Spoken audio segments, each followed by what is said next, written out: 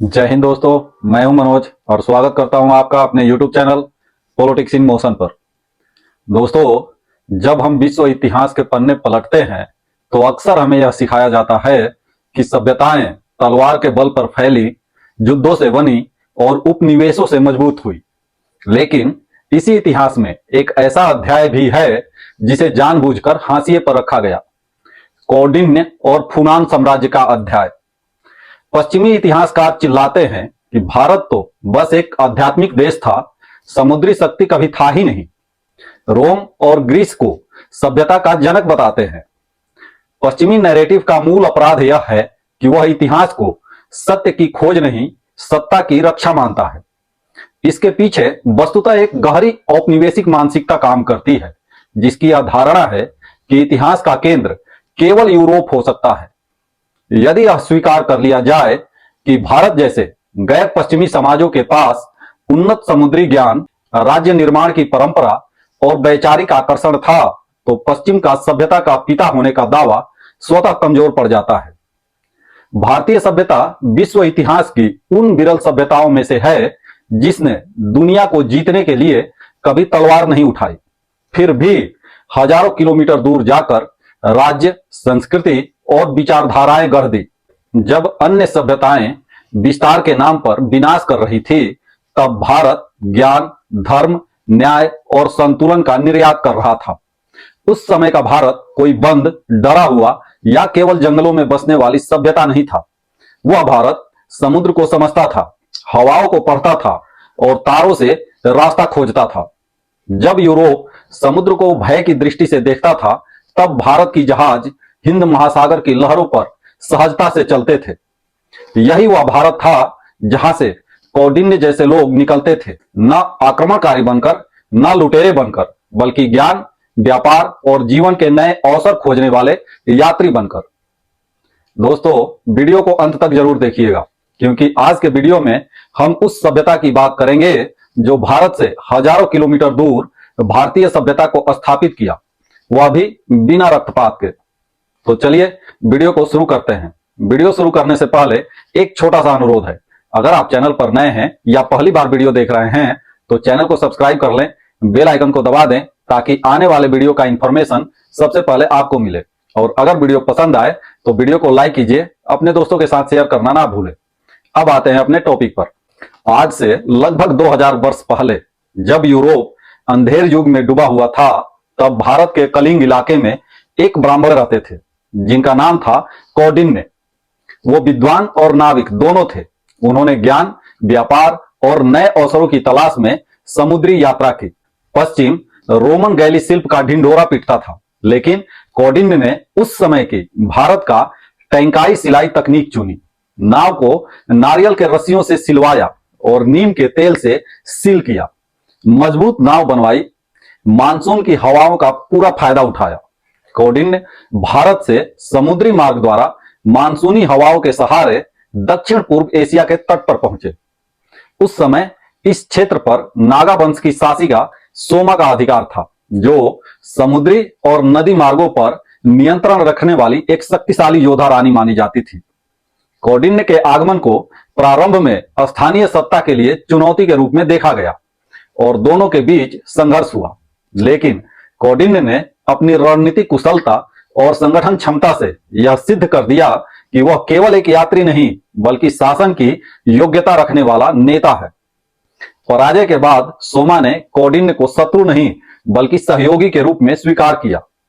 इसके पश्चात दोनों का विवाह हुआ, जिसने भारतीय वैदिक राजनीतिक परंपरा और स्थानीय नागा संस्कृति को एक सूत्र में बांध दिया। इस वैवाहिक गठबंधन से न केवल सत्ता का शांतिपूर्ण हस्तांतरण हुआ, बल्कि एक ऐसी नई राजनीतिक व्यवस्था का जन्म हुआ जिसमें भारतीय धर्म राज्य की अवधारणा और स्थानीय सामाजिक संरचनाएं परस्पर सम्माहित हो गई। यही मिलन आगे चलकर फूनान साम्राज्य की अस्थायी नींव बना और दक्षिण पूर्व एशिया के इतिहास में एक नए युग का आरंभ हुआ। इसी सहयोग के परिणाम स्वरूप फूनान में एक संगठित राज्य व्यवस्था विकसित हुई। संस्कृत भाषा का प्रयोग होने लगा, हिंदू देवी देवताओं की पूजा शुरू हो गई और ब्राह्मणों की सलाह से शासन चलने लगा। यह सब किसी जबरदस्ती का परिणाम नहीं था। स्थानीय समाज ने इन परंपराओं को इसलिए अपनाया क्योंकि इसमें उन्हें स्थिरता, नैतिकता और व्यवस्था दिखाई देती थी। यही कारण है कि भारतीय प्रभाव वहां टिकाऊ साबित हुआ। कौंडिन्य ने सबसे बड़ा और ऐतिहासिक काम यह किया कि स्थानीय नागा पूजा को टकराव में नहीं डाला, बल्कि उसे हिंदू धर्म की धारा में मिला दिया। यही फुनान की आत्मा बनी, जहां शिव भी थे और नाग भी, जहां विष्णु की मूर्तियां भी थी और स्थानीय परंपराएं भी जीवित रही। इसी संतुलन के साथ राजधानी के रूप में ब्याधपुरा शहर बसाया गया, जो धीरे धीरे शक्तिशाली प्रशासनिक और सांस्कृतिक केंद्र बन गया। तीसरी सदी में जब चीनी यात्री कांगताई वहां पहुंचे तो वो हैरान रह गए। उन्होंने अपनी डायरी में साफ लिखा कि यह राज्य भारतीय संस्कृति से भरा हुआ है, लेकिन यहाँ अपने स्थानीय रीति रिवाज भी उतने ही मजबूत हैं। दूसरी शताब्दी के अंत तक फुनान पूरे मेकांग घाटी का सबसे ताकतवर राज्य बन चुका था और इसकी असली ताकत थी इसका व्यापार। ओस इवो बंदरगाह प्राचीन दुनिया का सबसे बड़ा अंतर्राष्ट्रीय व्यापारिक केंद्र बन गया, जहां भारत से मसाले, रेशम और हाथी दांत आते थे। चीन से चमकीली मिट्टी के बर्तन पहुंचते थे और रोम से सोने के सिक्के यहां तक आते थे। पुरातत्वविदों ने खुदाई में 4000 से ज्यादा रोमन सोने के सिक्के खोजे हैं, जो फुनान के वैश्विक व्यापार की जिंदा गवाही है।